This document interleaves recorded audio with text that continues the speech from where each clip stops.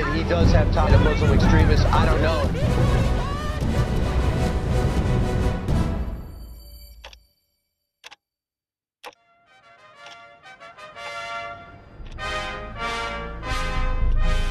In just 19 months of politicization, Donald Trump has developed a highly confrontational style. Having defeated his Republican opponents in the primaries and then his Democratic challenger in November's elections, he needs his next foe. In his first few days in the White House, the president and his advisors took direct aim at the media. And the reason you're my first stop is that, as you know, I have a running war with the media. They are among the most dishonest human beings on earth. What? A few hours after Trump's speech in the headquarters of the CIA, it was Press Secretary Sean Spicer's turn. They owe the president an apology for the way that thing was. There were just literally blatant factual errors, and it's unacceptable to see that kind of reporting, or so-called reporting. That is literally the epitome of fake news. These hassles come after a long presidential campaign in which Trump attacked the media as an institution rigged against him. The press has created a rigged system and poisoned the mind of so many of our voters. They have rigged it from the beginning by telling totally false stories, most recently about phony allegations, where I have been under constant attack.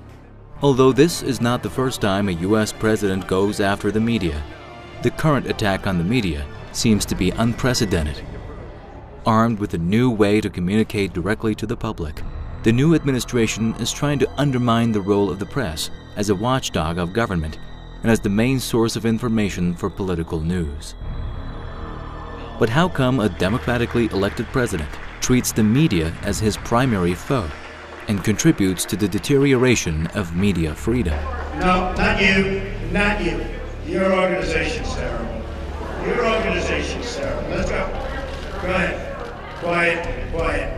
Faced with unflattering campaign coverage, Trump pledged to weaken U.S. libel laws to make it easier to sue news outlets. I also want to speak to you without the filter of the fake news. They've become a big part of the problem. They are part of the corrupt system. When the media lies to people, I will never, ever let them get away with it. I will do whatever I can that they don't get away with it. Although Trump has long criticized news coverage and sparred with reporters who question him, he had not yet labeled the Fourth Estate as being an enemy of the country. On February 17, 2017, however, he tweeted, "The fake news media is not my enemy.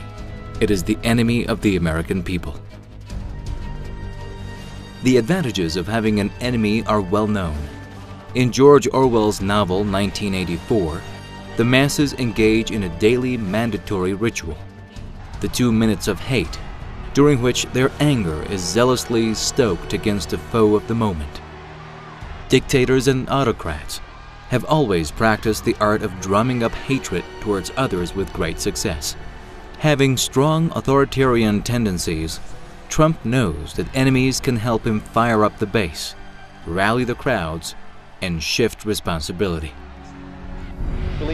Republican Senator John McCain has recently reacted to President Donald Trump's hostile handling of the media, warning that's how dictators get started.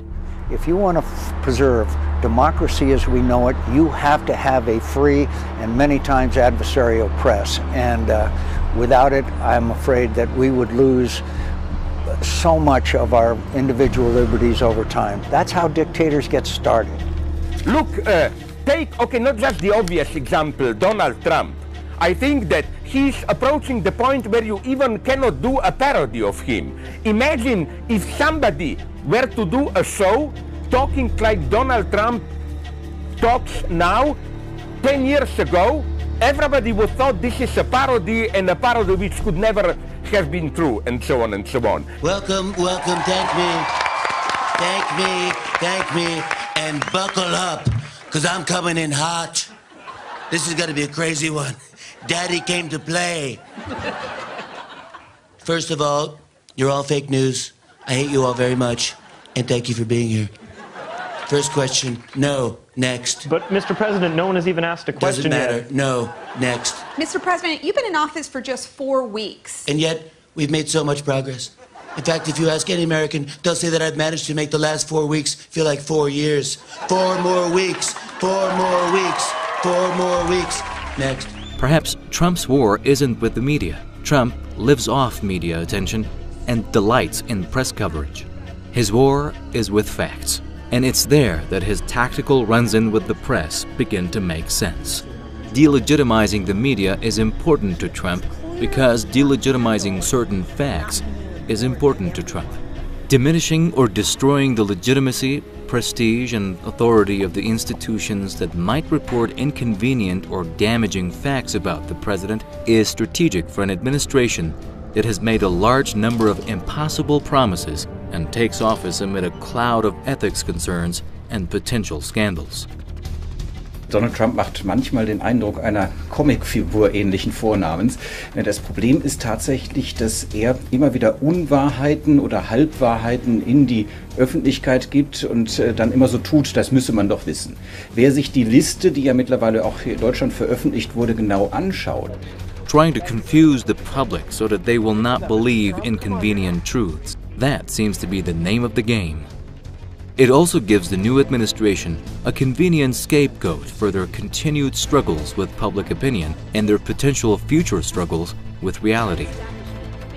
They purposefully muddy the waters, poison the well to make people believe all this fake stuff, and basically that's how Trump won. I don't think that's the case at all. I think that they're completely missing the point here. The point is Trump tapped into this kind of conspiracy culture like no one else has ever. They are breaking every norm they can think of, including picking fights with press on a daily basis, and spending so much of their time trying to manage how the world sees them instead of actually doing the governing and being judged on that. But the stakes are high in what Trump proudly calls his running war with the media.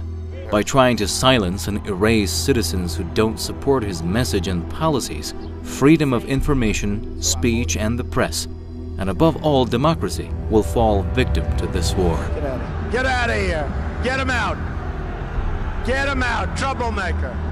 Get him out of here. On February 16, 2017, and his first press conference as president, Donald Trump repeatedly accused journalists of being hostile and dishonest in their reporting of his first month in office, ignoring mainstream media reporters and only taking questions from those working for conservative news outlets. I want to find a friendly reporter. Used to say it was John. Are you a friendly reporter? Watch how friendly he is. Wait, watch how friendly he is. Go ahead. Go ahead. Before the election, many political experts had cautioned that Trump as president would endanger liberty, dismantling democracy slowly but steadily. Der Spiegel doesn't want to provoke anybody. We want to show what this is about. It's about democracy, it's about freedom of press, freedom of justice, and all that is seriously endangered. L'attitude de Donald Trump envers les médias, elle est extrêmement inquiétante, évidemment aux États-Unis, pour la liberté de la presse dans ce pays. Il ne cesse, par ses mots sur Twitter, d'être violent à l'égard des journalistes. Et il y a déjà une forme de radicalisation contre les journalistes qui est inquiétante, mais elle est encore plus inquiétante dans le reste du monde, puisque c'est un très mauvais exemple qu'il donne. De nombreux despotes ou présidents de démocraties très tenues s'en serviront, diront, regardez, même le président des États-Unis dit que les journalistes sont les personnes les plus malhonnêtes de la Terre, c'est les termes qu'il a employés. Et ça autorisera certains à combattre encore plus fermement les journalistes et à restreindre la liberté de la presse. Donc c'est très, très inquiétant pour les journalistes dans le monde entier.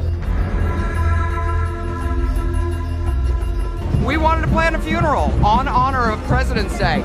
Every single one of these presidents you see passing before you, they all had problems, but nothing like what we're seeing in this presidency or from this administration. Now, the White House's anti-press rhetoric has caused concern. No doubt Trump's tactic to muzzle the media works for dictatorships. But will it work in the United States? Time will tell.